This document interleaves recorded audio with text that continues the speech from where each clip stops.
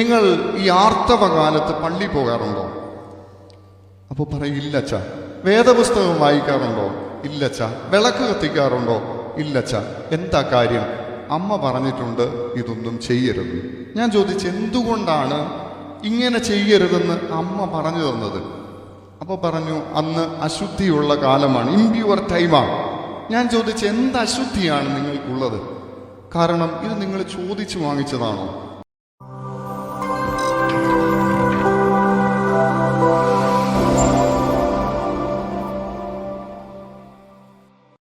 നോമ്പുകാലം ഒരു ആർത്തവകാലമാണ്. എന്താ ആർത്തവം എന്ന് മലയാളത്തിൽ പറഞ്ഞാൽ എന്താ? ഇംഗ്ലീഷിൽ പറഞ്ഞാൽ മെൻസ്ട്രൽ ടൈം എന്ന് വേണമെങ്കിൽ പറയാം, പീരീഡ് ടൈം എന്നൊക്കെ പറയാം. പുറത്ത് പറയാൻ വളരെ മടിക്കുന്ന ഒരു പദമാണ്. നോമ്പുകാലം ഒരു ആർത്തവകാലമാണ്. ആർത്തവം സ്ത്രീകൾക്കാണ്. സ്ത്രീകൾക്ക് ലഭിച്ച ഏറ്റവും വലിയ ഭാഗ്യമാണ് ആർത്തവം. എന്താണത്? ഒരമ്മയാകുവാൻ ഒരു സ്ത്രീക്ക് അവസരം കിട്ടുന്നതാണ് ആർത്തവത്തിലൂടെ. അവളുടെ കൗമാരപ്രായത്തിൽ ആരംഭിച്ച് ഒരു 50 വയസ്സ് 45 വയസ്സ് വരെ ഇത് തുടർന്നുകൊണ്ടേയിരിക്കുന്ന, എല്ലാ മാസവും തുടർന്നുകൊണ്ടിരിക്കുന്ന ഒന്നാണ് ആർത്തവം എന്ന് പറയുന്നത്. ഞാൻ പറഞ്ഞു നോമ്പുകാലം ഒരു ആർത്തവകാലം. എന്താ ആർത്തവകാലത്തിന്റെ പ്രത്യേകത? അതെങ്ങനെ അച്ഛാ ഞങ്ങൾ അറിയുന്നത്? അവർക്കല്ലേ അറിയാവുന്നേ? അല്ല, എല്ലാവരും അറിയണം. ആർത്തവകാലം അത് ഭോഗങ്ങളില്ലാത്ത കാലമാണ്, അത് ശുദ്ധീകരണത്തിന്റെ കാലമാണ്. എന്താ?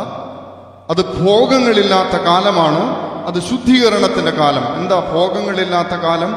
ശാരീരിക ബന്ധം, ഭാര്യാഭർത്തൃ ബന്ധത്തിൽ പുലർത്താതെ സ്ത്രീ പുരുഷന്മാർ അല്പമൊന്ന് മാറി നിൽക്കുന്ന, അവളെ പ്രാപിപ്പാൻ പുരുഷൻ കടന്നു പോകാത്ത, അല്പം അകൽച്ച പാലിക്കുന്ന, അവൾക്ക് വേണ്ടി വിശ്രമത്തിന് അവസരം കൊടുക്കുന്ന ഒരു കാലമാണ് ആർത്തവകാലം.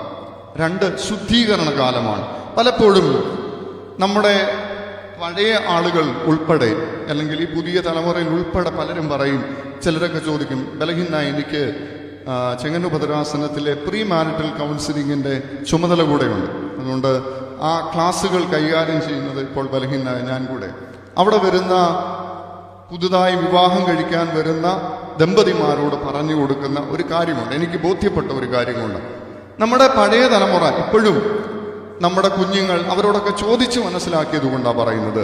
ചോദിക്കും, നിങ്ങൾ ഈ ആർത്തവകാലത്ത് പള്ളി പോകാറുണ്ടോ? അപ്പോൾ പറയും ഇല്ലച്ച. വേദപുസ്തകം വായിക്കാറുണ്ടോ? ഇല്ലച്ച. വിളക്ക് കത്തിക്കാറുണ്ടോ? ഇല്ലച്ച. എന്താ കാര്യം? അമ്മ പറഞ്ഞിട്ടുണ്ട് ഇതൊന്നും ചെയ്യരുത്. ഞാൻ ചോദിച്ചു എന്തുകൊണ്ടാണ് ഇങ്ങനെ ചെയ്യരുതെന്ന് അമ്മ പറഞ്ഞു തന്നത്? അപ്പോൾ പറഞ്ഞു അന്ന് അശുദ്ധിയുള്ള കാലമാണ്, ഇംപ്യൂർ ടൈമാണ്. ഞാൻ ചോദിച്ചു എന്ത് അശുദ്ധിയാണ് നിങ്ങൾക്കുള്ളത്? കാരണം ഇത് നിങ്ങൾ ചോദിച്ചു വാങ്ങിച്ചതാണോ? ആണോ? സ്ത്രീകൾ ചോദിച്ചു വാങ്ങിച്ചതാണോ? എനിക്ക് 5-6 ദിവസം ഇങ്ങനെ ബ്ലീഡിംഗ് ഒക്കെ ആയിട്ട് വീട്ടിനകത്ത് ഇരിക്കണമെന്നുള്ളത് അല്ല. ദൈവം നമുക്ക്, അല്ലെങ്കിൽ സ്ത്രീകൾക്ക് അറിഞ്ഞ് സൃഷ്ടിച്ചപ്പോൾ തന്നെ നൽകിയ ഒന്നാണ് എന്ത്? ആർത്തവം. എന്തിനാണ്? ഒരു കുഞ്ഞിന് ജന്മം നൽകുവാൻ തക്കവണ്ണം. ദൈവം സൃഷ്ടിച്ചതൊന്നും അശുദ്ധമാണെന്ന് അവൻ പറഞ്ഞിട്ടില്ല. ഉണ്ടോ? എവറിത്തിങ് ഈസ് ഗുഡ് എന്നാണ് അവൻ പറഞ്ഞത്. 6 ദിവസവും സൃഷ്ടിച്ചപ്പോഴും അവൻ പറഞ്ഞത് എല്ലാം നല്ലതാണെന്ന, ഒന്നും തീയതാണെന്ന് അവൻ പറഞ്ഞില്ല.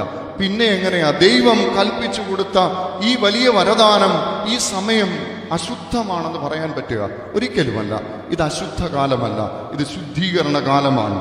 ഇത് പുതിയൊരു സൃഷ്ടിക്ക് വേണ്ടി നിങ്ങളുടെ ഉദരങ്ങളെ, നിങ്ങളുടെ ഗർഭപാത്രങ്ങളെ ഒരുക്കിയെടുക്കുന്ന കാലമാണ്. എന്ത്?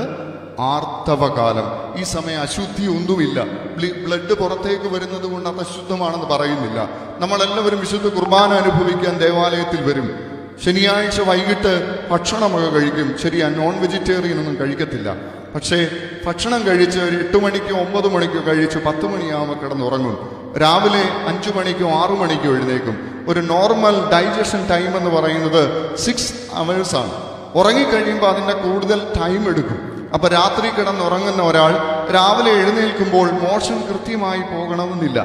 ഫുഡ് ഇൻ ദ വേസ്റ്റ് നമ്മുടെ ഇൻഡസ്റ്റൈനിൽ, നമ്മുടെ വൻകുടലിലും ചെറുകുടലിലും ഒക്കെ സൂക്ഷിച്ചു വെച്ചിട്ടാണ് കർത്താവിന്റെ തിരുശരീര രക്തങ്ങൾ അനുഭവിക്കുവാൻ ഇവിടെ വന്ന് നമ്മൾ നിൽക്കുന്നത്. അതിലൊന്നും യാതൊരു അശുദ്ധിയും നമുക്കിതുവരെ തോന്നിയിട്ടില്ല. പക്ഷെ ബ്ലഡ് പുറത്തേക്ക് വരുന്നത് കൊണ്ട് അത് അശുദ്ധമാണെന്ന് ദയവായി ആരും ചിന്തിക്കരുതേ.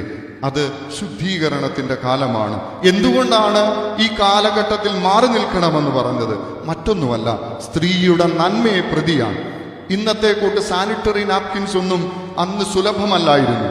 അതുകൊണ്ട് നമ്മുടെ സ്ത്രീകൾ അവർ പ്രത്യേകമായി ഒരിടങ്ങളിൽ മാറി നിൽക്കണം. കാരണം ഇന്നത്തെ കൂട്ട് ടൈലിട്ട തറയോ ഒന്നുമല്ല, ചാണകം മെഴിയ തറയിൽ കൂടെ അവർ നടക്കുമ്പോൾ അവരുടെ ഈ ആർത്തവ സമയത്ത് രക്തം അവരുടെ കാലിൽ കൂടി ഒഴുകി പോകുന്ന വഴിയിലൊക്കെ വീഴും. അത് വൃത്തിയാക്കാൻ ഒരാൾ പുറകെ നടക്കണം, അല്ലെങ്കിൽ അത് ഒരു അൺക്ലീൻ സിറ്റുവേഷൻ സൃഷ്ടിക്കും. 2, ഈ സമയം സ്ത്രീക്ക് ഏറ്റവും റെസ്റ്റ് വേണ്ട സമയമാണ്. അവളുടെ ശരീരം ബലഹീനമാകുന്ന സമയമാണ്. ആ സമയത്ത് അവൾക്ക് വിശ്രമം ആവശ്യമാണ്. നല്ല ഉദ്ദേശത്തോടെ തുടങ്ങിയ ഒന്ന് മതം ഏറ്റെടുത്ത് അതിനെ അശുദ്ധിയുടെ തലങ്ങളിലേക്ക് കൊണ്ടുവന്നപ്പോൾ, പ്രിയമുള്ളവരെ, ഞാൻ പറയാൻ ശ്രമിച്ചത് നോമ്പുകാലം ഒരു ആർത്തവകാലമാണ്. എന്താണ് ആർത്തവകാലം? ഭോഗങ്ങളില്ലാത്ത കാലമാണ്. ഒപ്പം ശുദ്ധീകരണത്തിന്റെ പുതിയ ഒരു സൃഷ്ടിക്ക് വേണ്ടി ഒരുക്കപ്പെടുന്ന കാലമാണ്. നോമ്പുകാലം ഒരു വസന്തകാലമാണ്. നോമ്പുകാലം ഒരു മരണാനന്തര ജീവിത മാതൃകയുടെ കാലമാണ്.